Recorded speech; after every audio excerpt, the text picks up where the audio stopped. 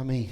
Uma boa noite, meus amigos, minhas amigas que estão nos acompanhando aí virtualmente, pelos canais, pelas redes sociais, pela internet. Que o Senhor os abençoe e nos abençoe nessa noite, com belas canções, com a sua palavra, através das orações, através desse espírito que você tem chegado até nós aqui e se reunido aí na sua casa, com seus familiares, e de alguma forma prestado esse culto comunitário, promovido pela virtualidade que nos encontramos hoje. Que Deus nos abençoe, Igreja de Jesus, que de fato seja real para nós esse momento virtual que nós estamos passando. Nós estamos na série Atos, uma igreja para o fim do mundo, onde nós estamos trabalhando e estudando e meditando, fazendo reflexões a respeito da igreja primitiva, que é narrado na Bíblia por Lucas no livro de Atos dos Apóstolos, esse livro do Novo Testamento. E nós já falamos um pouco sobre esse início, sobre esse início da igreja de Jesus. E nós não estamos falando sobre uma religião nova, nós não estamos falando sobre uma ideia nova, sobre uma nova ideologia, nós estamos falando sobre o início da igreja de Jesus, o corpo de Cristo. Esse que ele, o Mestre Jesus, é o cabeça, o Filho de Deus vivo e ressurreto, deixou para nós essa comunidade de gente que crê na ressurreição do Filho de Deus, Jesus Cristo, e que se reúne em torno dessa presença viva e ressurreta e é totalmente restaurada e redimida pelo poder do Espírito Santo derramado em nós a partir do momento histórico do Pentecostes, quando o Espírito Santo é derramado sobre a Igreja de Cristo. E a partir de então, a presença divina habita naqueles que creem em Jesus Cristo como seu suficiente Salvador e Redentor. Cremos também que essa salvação de Jesus Cristo não é uma salvação para o pós-morte, para depois da morte física, mas é uma salvação que acontece agora, que traz vida mais que abundante para este presente momento em que estamos. E se alonga para além do final existencial, físico, de contornos limiares físicos, vai para além de toda essa morte que foi vencida na cruz por Jesus Cristo. Nós cremos numa salvação eterna, a vida eterna, ou seja, ela não tem fim, ela não tem início nem fim, ela começa no meio do povo a partir da sua fé em Jesus Cristo vivo e ressurreto, no derramar do Espírito Santo sobre as nossas vidas, e quando Jesus vem, então, habitar dentro de nós. Tendo dito isso, nós estamos situados na nossa série, nessa nossa sequência de mensagens, no capítulo 5 de Atos dos Apóstolos. E esse capítulo 5, eu quero ler com vocês apenas o versículo 41. Diz assim: os apóstolos saíram do sinédrio, alegres por terem sido considerados dignos de serem humilhados por causa do nome. Feche seus olhos aí, vamos orar. Pai querido, obrigado, Senhor, pela Tua palavra. Obrigado por esse privilégio, esse momento em que nós temos a oportunidade de refletir, de falar, de pensar e de sermos afetados, atingidos pela Tua mensagem. Nós te agradecemos por isso, no nome de Jesus. Amém. Amém. Muito bem, o capítulo 5 de Atos, ele começa com a narrativa da história de um casal, Ananias e Safira. Esse casal provavelmente era um casal como todos esses novas pessoas que estavam compondo a comunidade de Jesus, de judeus, e que, embora tenham entendido a mensagem e criam no Messias como seu único e suficiente Salvador, no Messias que estava vivo e que deixou a igreja de Jesus, essa comunidade que se reúne agora no livro de Atos, embora eles creiam nisso tudo, eles ainda tinham práticas do judaísmo. E por isso ainda mantinham alguns certos hábitos e ainda, erroneamente, tinham hábitos de considerar um Deus que ainda não estava totalmente inteligível para eles, de dentro deles, ou um Deus que se adora no meio de nós. Eles continuavam a tratar a Deus como um Deus que estivesse lá, e por isso ainda mantinham práticas religiosas que tratavam Deus como um Deus distante, como um Deus que recebe ainda as ofertas do templo, os sacrifícios do templo. Então, Ananias e Safira tinham ainda esse velho costume, ainda mantinham e tentavam manter essa falsa aparência. Talvez por um jeito de não entender isso e de tentar aparecer para os outros, mantinham esse desejo de aparecer para os outros como bons religiosos.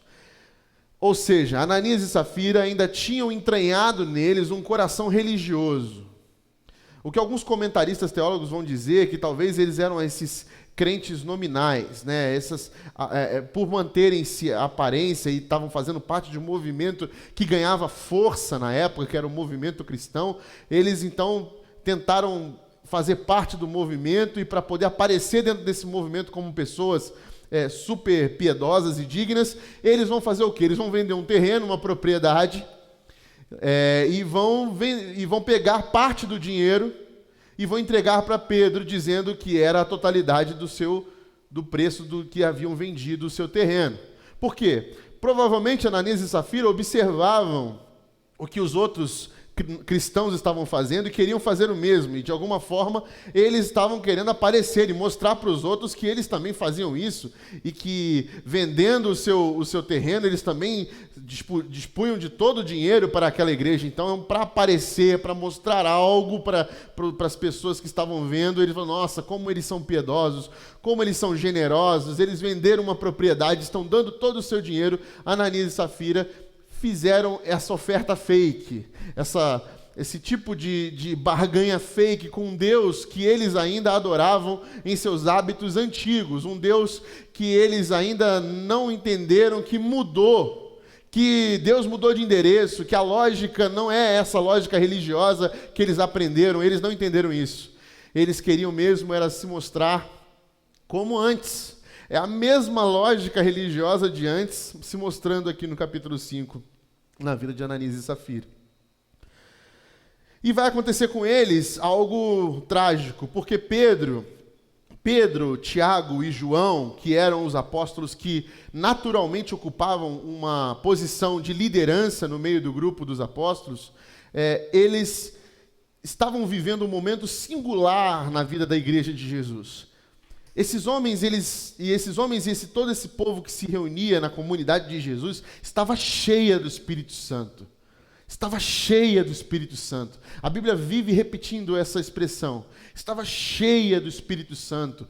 E eles estavam com ousadia, com intrepidez. Eles falavam, curavam, faziam sinais e maravilhas aconteciam no meio do povo. Era uma igreja que estava recebendo esse novo movimento divino de maneira plena. Não havia, era uma luz muito brilhante e ofuscante que havia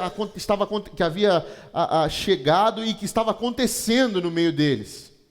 Por isso, facilmente Pedro descobre que Ananias está fazendo uma barganha para aparecer em sua falsa e pretensa religiosidade. E Pedro o adverte, fala: Ananias, por que você fez isso? E isso é uma pedagogia para todos nós entendermos o que está acontecendo aqui. O que está acontecendo é que Pedro está ensinando para Ananias de que na nova concepção de vida, de relacionamento com Deus, você não tem que nada. Você não tem que dar aquilo que você acha que tinha que dar antes. Você não é coibido a fazer algo, você não tem que nada, você não é obrigado a fazer aquilo.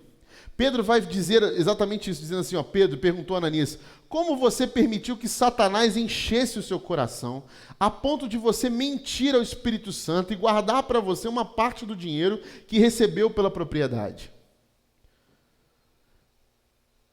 Pedro está advertindo Ananias que não só ele agiu de pretensa religiosidade, como deixou que Satanás usasse essa vaidade, esse orgulho que a religião, que a religiosidade trouxe à tona, para que ele aparecesse, queresse aparecer diante dos outros e enganasse a Deus, quisesse enganar até mesmo Deus na sua relação.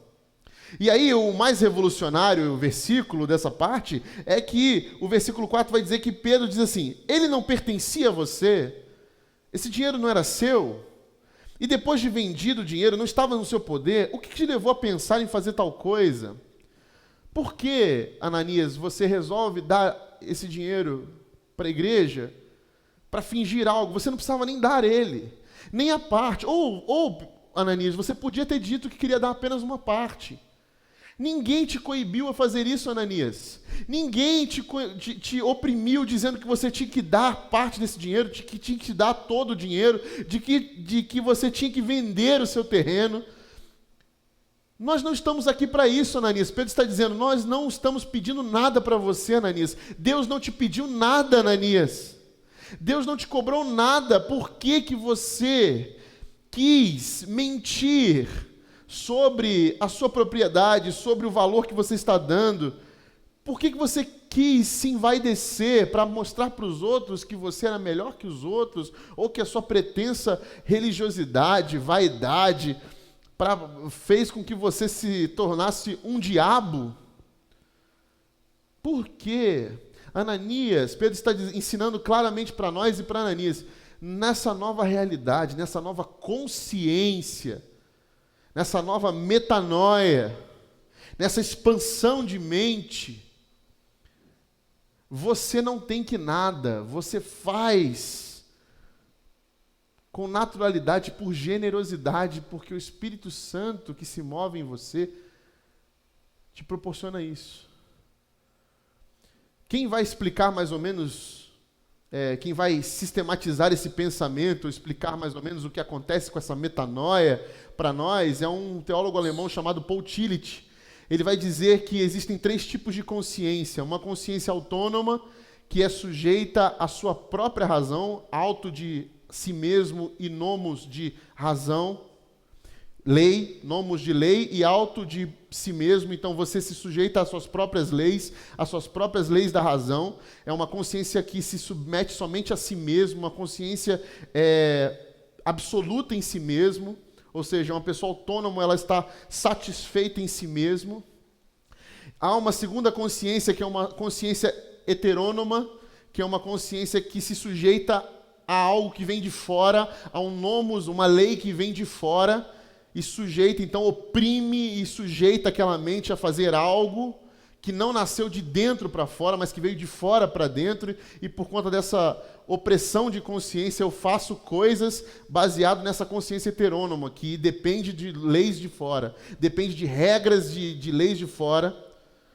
E há uma terceira consciência na visão do teólogo alemão, que é a teonomia, que é uma consciência que é invadida por uma consciência divina e se mistura com a consciência autônoma, e ali, nesse caldeirão de consciência, nós fazemos algo que nos leva a fazer algo que nós não sabemos se fui eu que fiz ou se foi Deus que fez.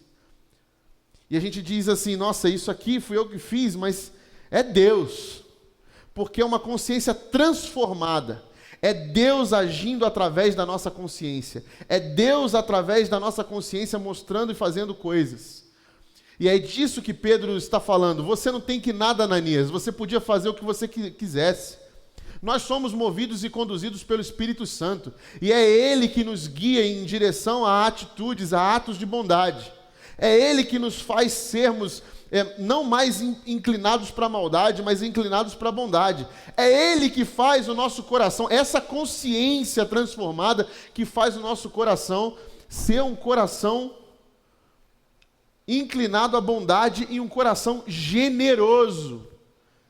É essa consciência de Deus, através da nossa consciência, que faz com que a gente naturalmente haja com generosidade, que não se conforme com a falta do outro, que não se conforme com a necessidade do outro e compartilha tudo que tem. É isso que os membros dessa comunidade de Jesus que estava surgindo, que estava emergindo, faziam. Eles compartilhavam porque uma era só a mente, um só o coração. Eles tinham tudo em comum. Por quê? Porque a consciência de Deus, a Theos, a consciência teônoma, ela é uma consciência que absorve outras consciências embora diferentes entre si, são uma só, porque um só é o pensamento. A pluralidade é singular quando se fala de Deus no meio de seu povo.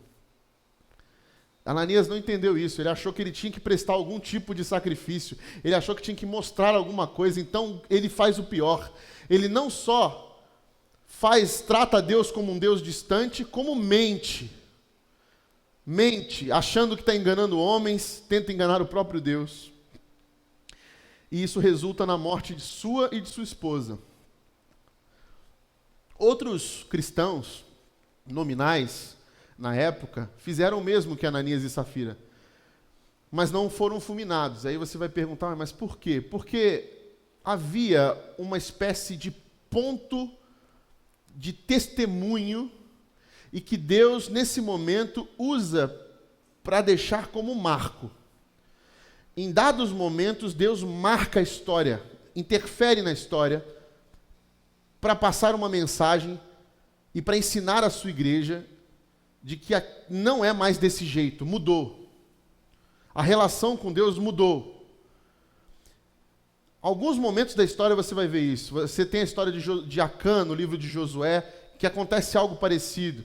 Em Levítico, capítulo 10, a mesma coisa acontece lá.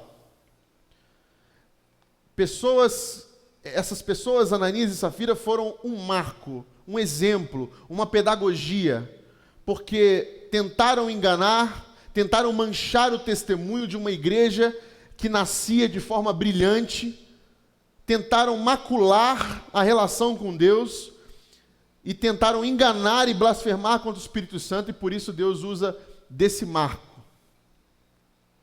E por isso você vai ver que isso vai causar, lá no versículo 11, grande temor apoderou-se de toda a igreja e de todos que os ouviram falar desses acontecimentos. Era pedagógico. O que Ananias e Safira fez não tinha como manchar o testemunho da igreja primitiva. Eles estavam brincando, enganando e negociando com algo que eles não deveriam ter feito e não precisavam ter feito. E é isso que Pedro vai ensinar para ele. Você não precisava fazer isso, era seu dinheiro, era teu terreno, nós não te pedimos isso.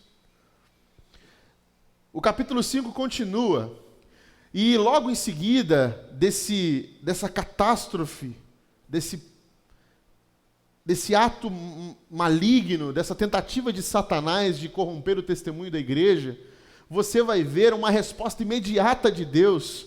A oração de Atos capítulo 4, dos apóstolos, quando oraram no versículo 30, para pedir que Deus, o Espírito Santo, fizesse grandes maravilhas e curasse mais pessoas. Nós vimos no episódio passado de que a salvação é essa cura para uma sociedade que está escravizada, que perdeu a autonomia, que perdeu o seu protagonismo.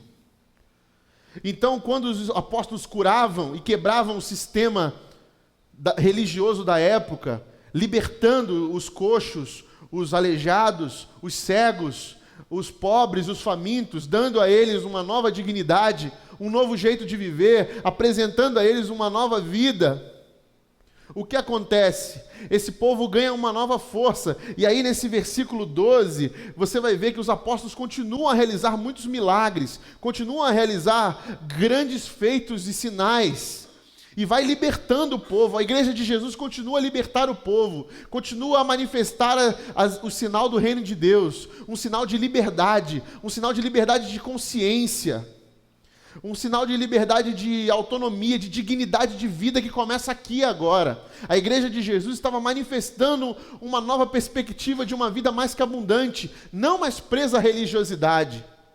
Enquanto alguns crentes nominais, como Ananias e Safira, ainda queriam estar presos e queriam repetir apenas processos religiosos que eles aprenderam lá atrás, a igreja de Jesus estava se renovando, estava mostrando uma renovação, um novo caminho, uma nova possibilidade no nome de Jesus. A possibilidade da cura, da renovação. E você vai ver isso claramente a partir do versículo 12.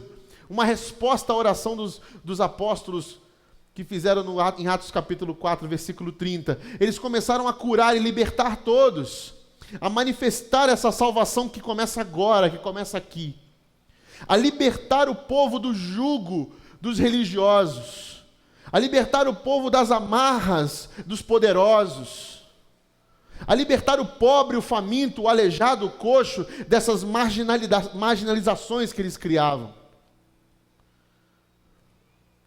Os religiosos que detinham o poder na época, que eram os poderosos, que tinham os religiosos que faziam da religião esse uso para o poder do governo, que eram aliados ao governo, esses religiosos aliados ao governo, eles faziam questão de deixar as pessoas, esses pobres, aleijados, coxos, escravos de uma mentalidade submissa, oprimida, para que eles não pensassem e para que eles não aprendessem. Eles não podiam aprender, eles não podiam ser ensinados, eles tinham que ser manipulados. E conforme os religiosos, junto ao governo da época, junto ao império do mal da época, faziam as suas alianças, faziam as suas trocas, eles manipulavam essa pobreza, essa enfermidade, a dor do outro, faziam a manutenção desse sistema, para poder se retroalimentar e continuar no poder e se continuar ganhando com isso, ganhando dinheiro, poder e glória através disso. Era um trato muito fechado. E a igreja de Jesus, com os apóstolos, chega rompendo esse lacre. Havia uma preocupação em acabar com isso, porque Jesus começou isso e a igreja de Jesus vai continuar, porque o Espírito Santo está enchendo esses membros dessa comunidade. E a ponto de que as pessoas começavam a se aproximar. Muita gente começou a ser acrescentada e iam se convertendo. No primeiro momento, no Pentecostes, onde 3.000 pessoas se converteram, 3.000 homens, no caso, que eram contados. Depois, 5.000 homens foram convertidos no segundo discurso de Pedro.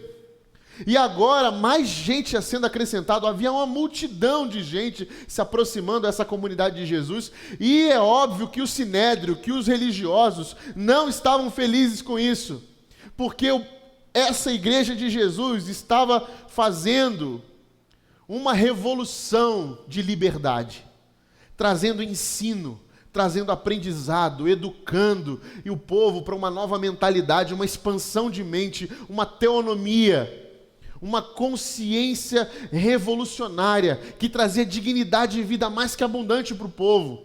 Eles estavam se libertando das amarras dos religiosos e dos poderosos do governo e do império. Eles estavam invadindo todas as ruas, curando e libertando de todo o mal, fazendo milagres, trazendo corações malvados para o reino do bem e o reino de Deus. E todo esse movimento protagonizado e liderado por Pedro, Tiago e João, vai chegar nos ouvidos dos fariseus e dos saduceus. Vai chegar nos ouvidos da alta cúpula. Eles vão ficar incomodados. Alguns acreditavam na época, inclusive, que a própria sombra de Pedro curava. Você vai ver que a narrativa vai dizer que alguns queriam colocar perto as macas dos enfermos, perto da sombra. A Bíblia não diz que se de fato a sombra de Pedro curava, mas isso é desimportante. O que havia naquele meio daquele povo era uma fé tão poderosa no Cristo vivo e ressurreto, no Espírito Santo que estava enchendo aquele lugar, que pessoas eram curadas. Não por símbolos ou por atos de sombra ou tal, mas havia uma fé de que aquele povo era um povo da liberdade. Era um povo da liberdade que trazia liberdade de fato, uma liberdade de consciência generosa, uma liberdade de consciência que traz dignidade. Era um tipo de liberdade que eles nunca haviam provado, eles nunca haviam entendido. E aí o que acontece? Acontece que os apóstolos começam a ser perseguidos, porque os sacerdotes começam a ficar com inveja. Porque há uma multidão seguindo eles. Não só inveja, mas eles começam a ficar preocupados. Porque Pedro, Tiago, João e os apóstolos continuam a não obedecer a ordem que foi dada do Sinédrio, que eles teriam que se calar e não falar sobre o nome de Jesus. E eles continuavam a fazer, a curar, a libertar e a proclamar o nome de Jesus, a dar a assinatura de Jesus nesses atos de justiça. E esses poderosos, esses religiosos, vão então novamente atrás de Pedro e o prendem dessa vez. Prendem Pedro, Tiago, João e os apóstolos, põem eles na prisão, mandaram buscar eles e colocaram na prisão. Só que o que acontece? Acontece que o anjo do Senhor faz uma visita estratégica. E eu acho muito interessante, porque Pedro, Tiago, João, os apóstolos, eles desobedeceram uma ordem oficial do governo e foram presos. Eram presos religiosos, políticos. Mas Deus envia seu anjo para libertá-los, para tirá-los da cadeia. E dá uma ordem para eles. Eu não estou libertando vocês para vocês saírem de férias ou fugirem, mas para voltarem onde vocês estavam e continuarem proclamando vida. E aí o que acontece? Eles saem da prisão, imediatamente voltam ao pórtico de Salomão e continuam a fazer o que eles faziam: pregar o evangelho, proclamar Jesus Cristo, dizer quem era o dono daqueles sinais e milagres. Eles estavam cheios do Espírito Santo, nada podia impedi-los. Eles não estavam cheios de um espírito de rebeldia. Eles não estavam cheios do espírito dos black blocs. Eles não estavam cheios do espírito anarquista. Eles estavam cheios do Espírito Santo.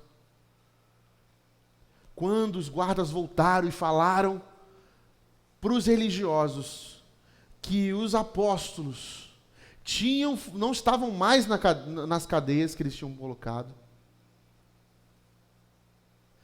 os religiosos ficaram perplexos.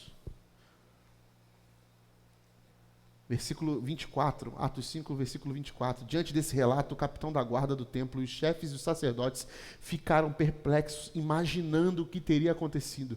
Versículo 25, nesse momento chegou alguém e disse: os homens que os senhores puseram na prisão estão no pátio do templo ensinando o povo. Qual era o crime desses rebeldes? Qual era o crime desses baderneiros? Qual era o crime desse povo que estava revirando o mundo, que estava revolucionando a sociedade? Qual era o crime da igreja de Jesus num templo de opressão religiosa e do império do mal? Ensinando todo o povo. O povo era ensinado, tinha suas mentes libertas pela uma educação que vinha dos céus, sobre o Cristo ressurreto, sobre uma comunidade que aprendeu a viver repartindo e compartilhando tudo.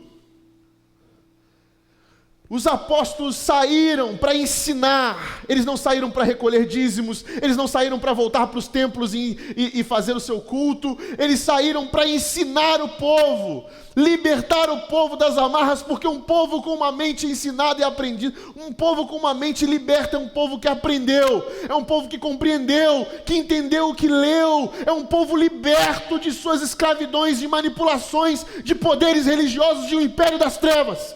Um povo que aprendeu a ler, um povo que aprendeu a ver, um coração que se libertou de toda a maldade porque viu em Jesus a possibilidade de uma ressurreição em meio a ambientes de morte, de um império de morte. Pedro é mandado pelo anjo a proclamar vida, e eles são pegos ensinando, porque não há outro jeito de proclamar vida do que ensinar, curar e libertar um povo que andou por anos escravo e manipulado em sua ignorância.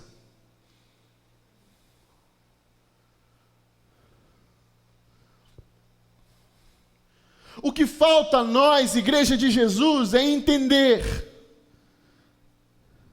que ficamos muito tempo aprisionados às amarras religiosas que nos prendiam à ignorância. a falta de conhecimento, a falta de entendimento, a achar que o povo não tem que saber certas coisas, e que podemos dizer sim, dar para eles uma regra do que seguir, um manual, para dizer que o que você pode ou não pode fazer. Enquanto Jesus nos ensinava sobre responsabilidade, sobre autonomia com uma consciência transformada, uma teonomia, uma metanoia, um jeito de viver que rompe com a ignorância, que rompe com qualquer tipo de fala manipuladora. Os meus olhos se abriram. A liberdade que hoje eu experimento é uma liberdade de conhecimento. Eu estou liberto e conhecereis a verdade, e a verdade vos libertará. Quando conhecereis a verdade, e a verdade não é um dogma, a verdade não é uma lista doutrinária, a verdade não é uma ideia, a verdade não é uma opinião, a verdade não é um partido de direita ou de esquerda, a verdade não é uma ideologia, a verdade é uma pessoa, o nome dela é Jesus Cristo. Ela liberta, ela cura, ela transforma, ela ensina, ela mostra a gente para viver uma vida mais que abundante num mundo que oferece apenas morte. Morte para os mais fracos, morte para os oprimidos, morte para aqueles que vão ser manipulados para retroalimentar um sistema que se alimenta de pobreza e de ignorância, que se alimenta da mazela humana. Pedro voltou para o lugar que estava, saiu da prisão, onde um anjo rompeu as amarras da sua prisão para dizer para eles: voltem a proclamar vida. E eles imediatamente se levantam e vão para onde estavam para ensinar todo o povo. Ensinar todo o povo.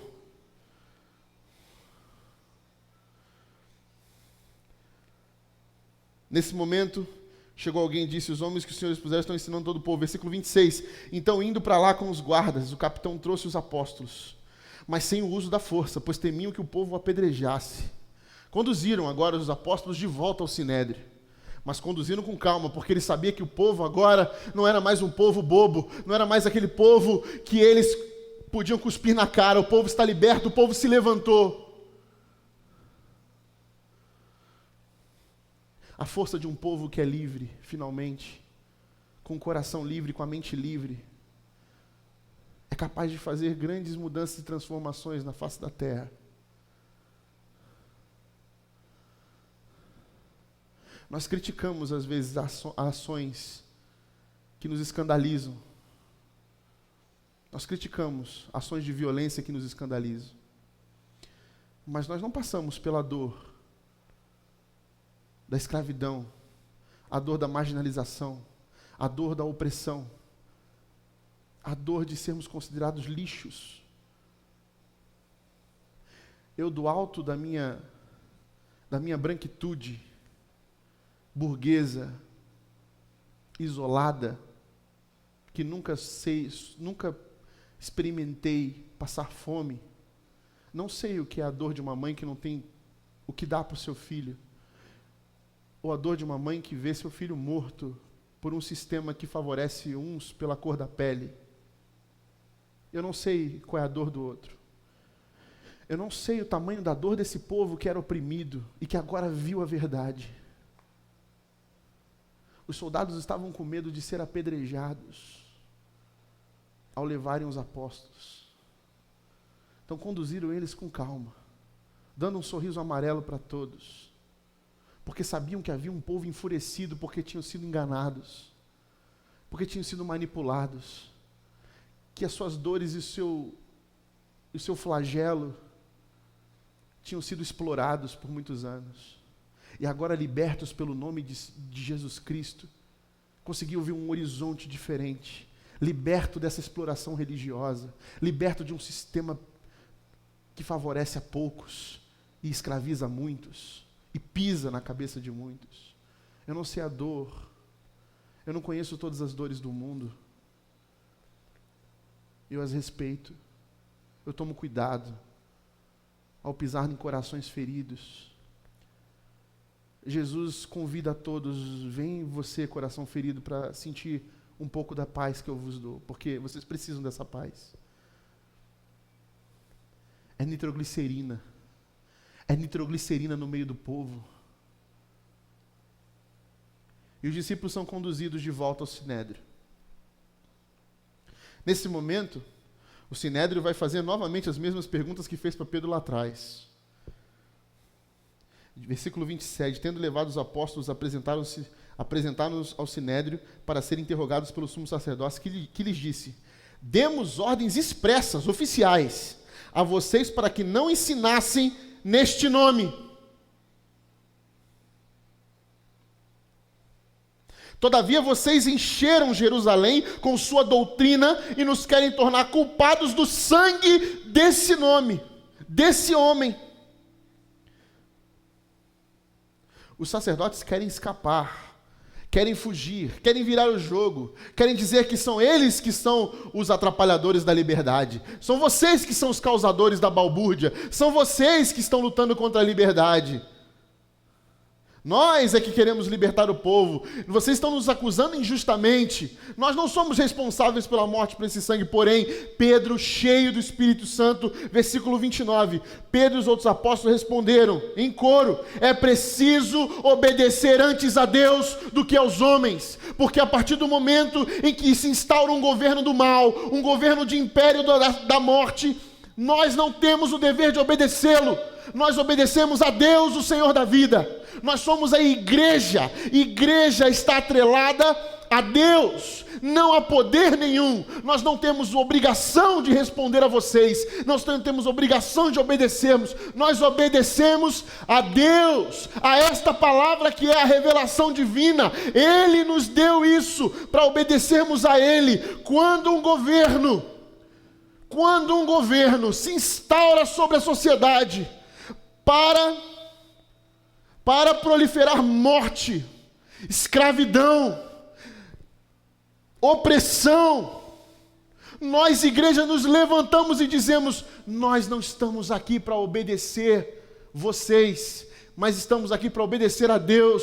Vocês se distanciaram do que Deus nos ensinou, do que Cristo nos ensinou. Vocês nos distanciaram da vida, vocês nos afastaram da vida, estão trazendo morte aos pequeninos que Jesus tanto nos falou para atentarmos. Vocês estão nos fazendo oprimir um povo que Jesus disse para a gente amar. Nós não somos reféns desse governo, nós não somos reféns desse império das trevas maligno. Nós somos o povo de Deus. Nós somos libertos dessa escravidão, desse apego e paixão pelo poder. Se vocês, religiosos, querem continuar de conluio com esses governantes do império das trevas, façam vocês, mas eu me posiciono ao lado da vida. Eu vou continuar ensinando o povo. Nós vamos obedecer a Deus. Mais importa obedecer a Deus do que a homens. O Deus dos nossos antepassados ressuscitou Jesus, a quem os senhores mataram. Novamente Pedro está dizendo neles: vocês estão querendo negar que assassinaram Jesus, mas eu estou dizendo para vocês: vocês têm sangue nas mãos, vocês mataram Jesus, mas Deus o ressuscitou, suspendendo ele no madeiro. Mas Deus o exaltou, elevando-o à sua direita como príncipe salvador, para dar a Israel arrependimento e perdão dos pecados. Pedro está dizendo: dobrem os seus joelhos, vocês que não entenderam que só existe um rei poderoso sobre toda a terra, e que vocês insistem em tentar humilhá-lo, envergonhá-lo, e jogá-lo na sarjeta, e esquecê-lo, e afrontá-lo, e desobedecê-lo.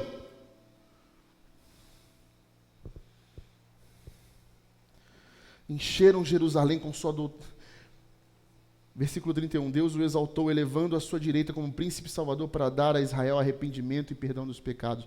Nós somos testemunhas dessas coisas, bem como o Espírito Santo que Deus concedeu aos que lhe obedecem. Ouvindo isso, eles ficaram furiosos e queriam matá-los. Meus amigos, minhas amigas, só há um motivo para que uma pessoa queira partir para a violência no final de um debate. Não há defesa. Não há refutação. O que Pedro disse é irrefutável, é inegável. Os sacerdotes estavam vencidos, estavam sem argumentação. Pedro, cheio do Espírito Santo, havia lhes revelado uma verdade que dava para eles duas opções: ou eles se curvavam diante dessa verdade que era o Cristo, se arrependiam dos pecados e pediam perdão, como Pedro sugeriu, ou eles partiam para matá-lo. Eles escolheram matá-los. Mas Deus, o projeto de Deus é a igreja. E esse projeto não pode ser frustrado porque é divino. A igreja de Jesus é divina, não a religião, não a denominação, mas a igreja de Jesus é divina. Por isso, se levantou um fariseu do meio deles, chamado Gamaliel, mestre da lei e respeitado por todo o povo. Levantou-se no sinédrio e pediu que os homens fossem retirados por um momento. Nesse momento, Gamaliel vai usar de sua retórica. Gamaliel, como vocês sabem, conhece a história, mentor de Saulo de Tarso. Ele vai falar mais ou menos isso. Meus amigos, nós vimos que apareceu um tal de Teudas, que se disse Messias. Na época, Jerusalém estava esperando pelo Messias, até antes de Jesus vir, muitos Messias apareceram, falsos Messias. Depois de Jesus, continuaram a aparecer. Teudas foi um desses, falso Messias. Levou muitos. E Gamaliel disse: nós o matamos Teudas. E todos os seus seguidores dissiparam. Houve também um tal de Judas, não é o Iscariotes, outro Judas. E era um galileu, ele apareceu se dizendo Messias. Nós o matamos também. E os seus seguidores se dissiparam, e o seu movimento acabou. Muito bem, meus queridos amigos, Gamaliel está dizendo: nós matamos o líder deles, Jesus. O que nós fazemos agora? Esperem, porque se for um movimento falso promovido por homens, irá se dissipar. Porém, se esse movimento for divino, vocês estarão lutando contra o próprio Deus. Gamaliel usa a sua argumentação porque ele, bem sábio, está preocupado com o fato de que já faz muito tempo que Jesus foi morto e ainda esses seguidores continuam fazendo o que estão fazendo. Não se dissiparam, mas se reuniram e são numerosos, são fortes, estão libertando todos.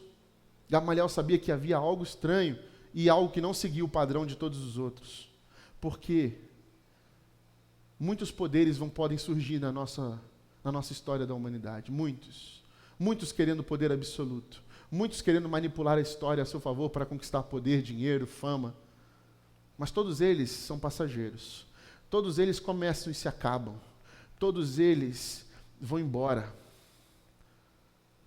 A ascensão do tirano dura pouco, se quebra, se espatifa, mas o projeto de igreja de Jesus, nada poderá detê-la, porque foi Deus que trouxe para nós. Não a igreja do CEP, da denominação, da religião, a igreja de Jesus, o corpo de Cristo, que crê no Cristo que é vivo e ressurreto, e que sai por aí libertando toda a gente do jugo do mal, do jugo da morte, mostrando que há uma vida que vence a morte em todas as instâncias, que vence o preconceito, que vence o racismo, que vence as diferenças sociais, as desigualdades sociais, que vence a opressão, que vence o jugo de malvados que insistem em fazer da religião um jeito de usar o poder com o governo para oprimir e manipular o pobre, o aleijado, o coxo, aquele endemoniado que é liberto.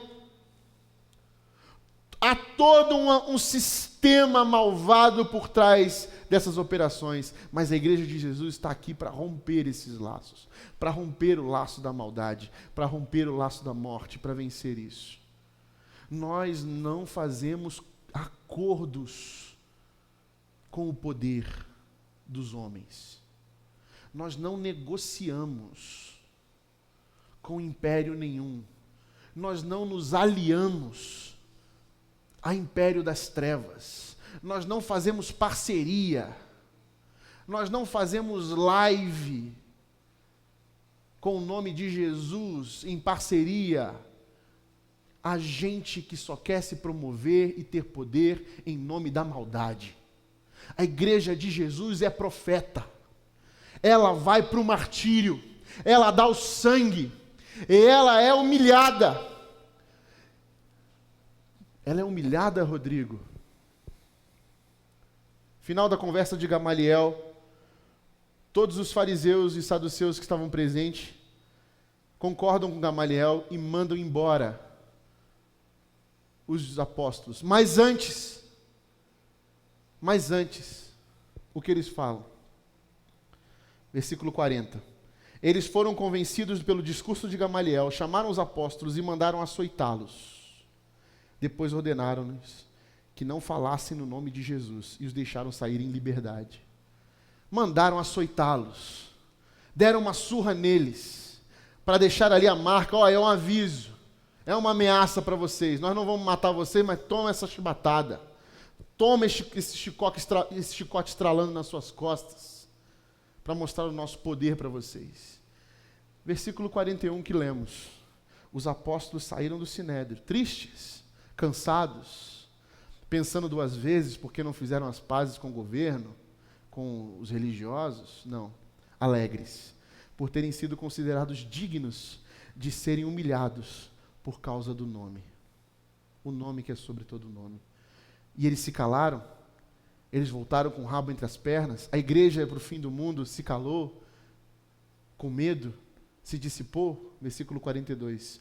Todos os dias, no templo e de casa em casa, não deixavam de ensinar e proclamar que Jesus é o Cristo.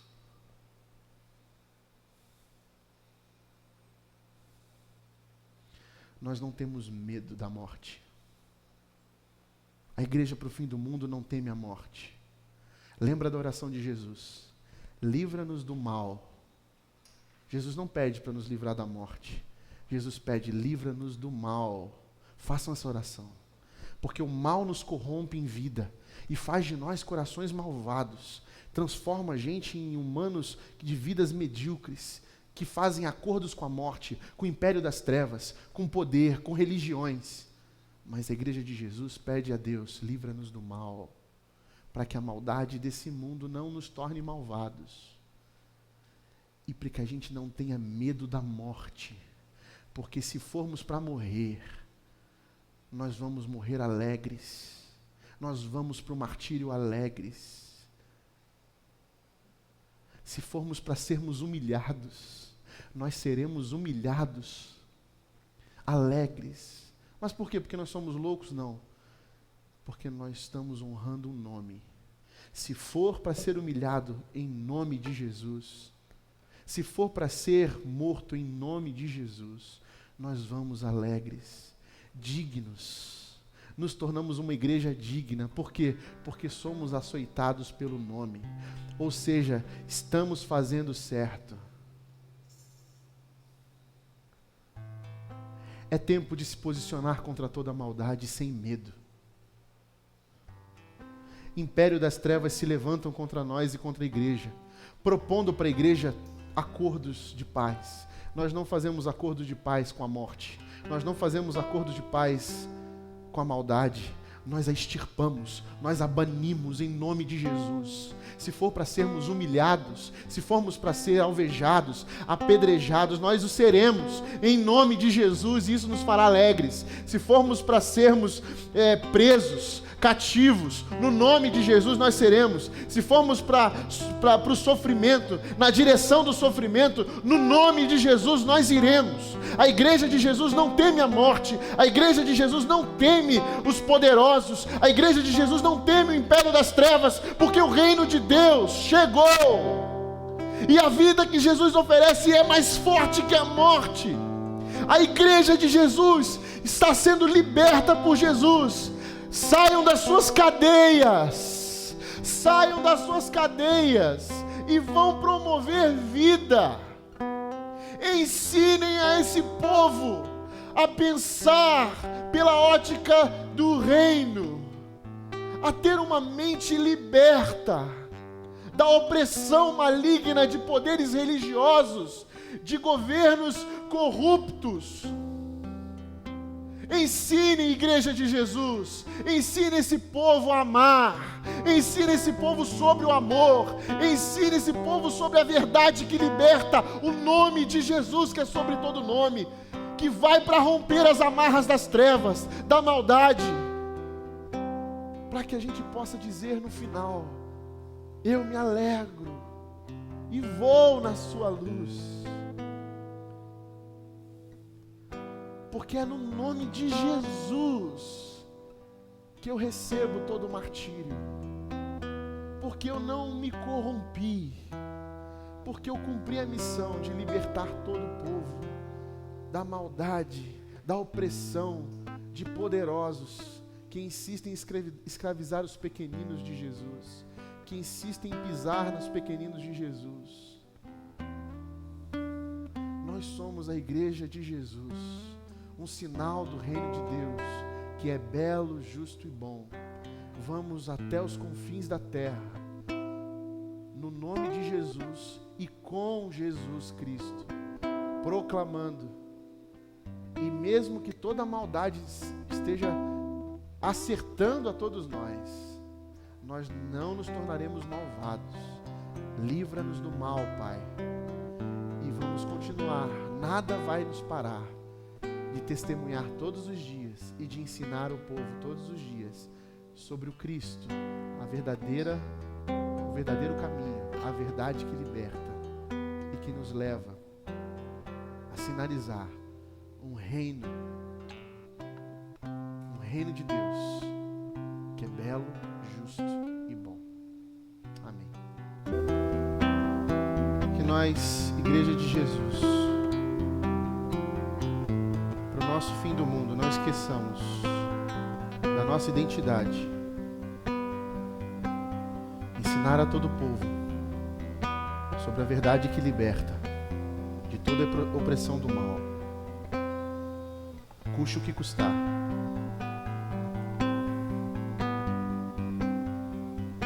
Custe a dor que vier, a perseguição que cair sobre nós.